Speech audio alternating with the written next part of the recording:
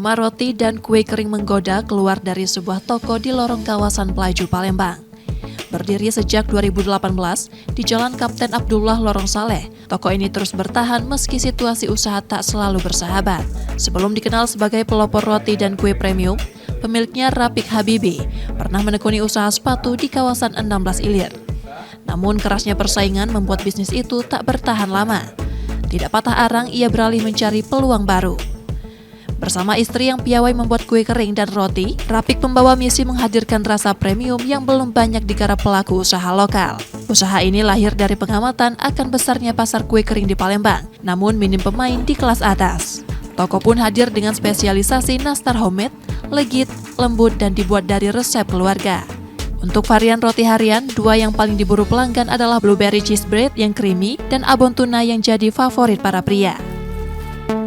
Kendala yang paling susah saat ini yang tentu kita sama-sama ketahui di mana terjadi fluktuatif di bahan baku ya. Nah, sebagai bahan baku yang naik tentunya kita berpikir bagaimana produk yang kita bikin tetap relevan dan sejalan dan bisa diterima oleh customer. Yang poin yang utama juga adalah mentalnya, kemudian pola pikirnya ya harus siap bertumbuh dan harus siap belajar dan harus siap menerima situasi dan kondisi. Keistimewaan rasa dan konsistensi produk membuat pelanggan rela datang langsung bahkan dari luar kawasan hanya untuk membawa pulang kue favorit mereka.